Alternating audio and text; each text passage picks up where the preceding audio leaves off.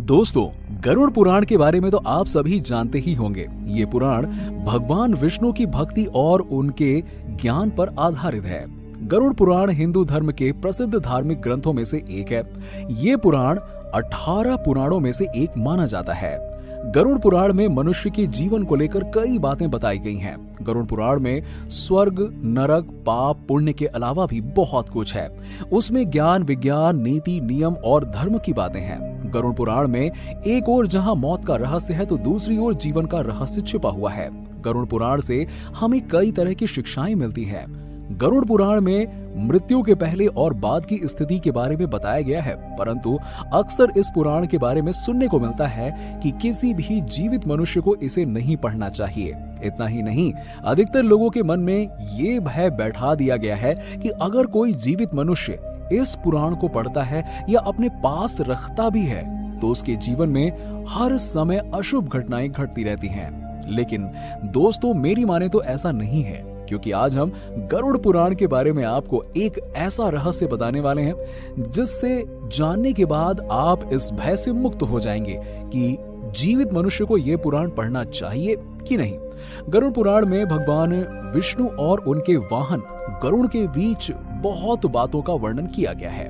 दोस्तों, अक्सर ये देखने को मिलता है कि जब किसी परिवार में किसी की मृत्यु हो जाती है या कोई मृत्यु शैया पर होता है तो गरुड़ का पाठ कराया जाता है, और यही सब देखकर लोगों के मन में भय घर कर जाता है कि जीवित मनुष्य गरुड़ पुराण का ना तो पाठ ही कर सकता है और ना ही इसे अपने पास रख सकता है। परंतु सच ये नहीं है, क्योंकि गरुड़ पुराण के शुरुआत में ही इसके पाठ करने से संबंधित महत्व के बारे में बताया गया है, जिसके अनुसार यदि कोई जीवित मनुष्य अपने जीवन में इस पवित्र पुराण का पाठ करता है तो विद्या, यश, सौंदर्य, लक्ष्मी, विजय और आरोग्य आदि के विषय में ज्ञान की प्राप्ति होती है। जो मनुष्य इसका नियमित पाठ करता है या सुनता है वो सब कुछ जान जाता है और अंत में उसे स्वर्ग की प्राप्ति होती है।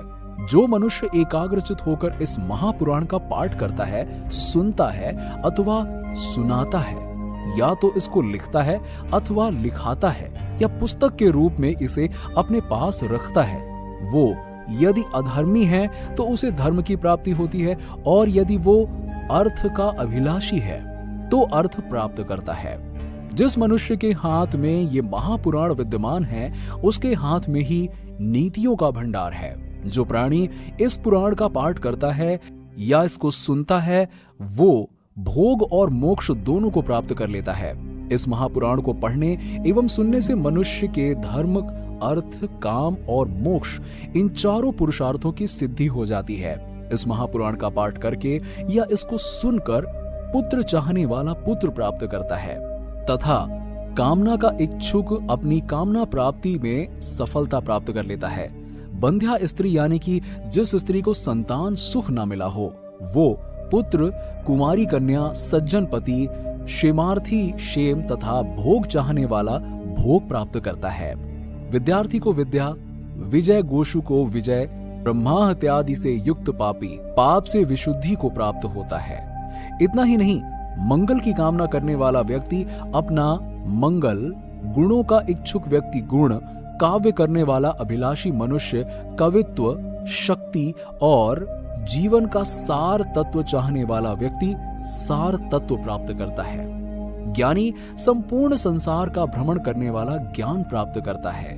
पक्षी श्रेष्ठ गरुड़ के द्वारा कहा गया ये गरुड़ महापुराण धन्य है, ये तो सबका कल्याण करने वाला है।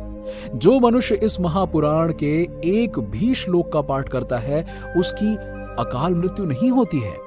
इसके मात्र आधे श्लोक का पाठ करने से निश्चित ही शत्रु का क्षय हो जाता है। इसीलिए ये गरुड़ पुराण मुख्य और शास्त्र सम्मत पुराण है।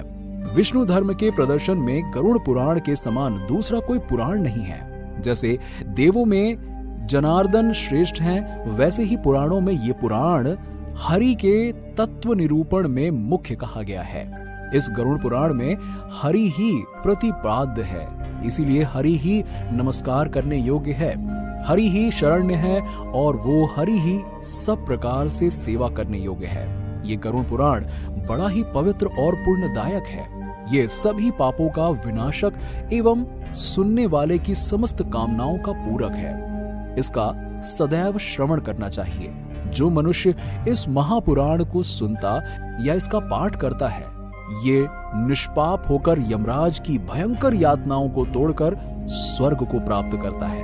तो दोस्तों, अब आप ही बताइए कि ऐसे ये कैसे संभव है कि अगर कोई मनुष्य अपने जीवन काल में इस पवित्र पुराण का नियमित पाठ करता है तो उसके साथ कोई अशुभ चीज हो।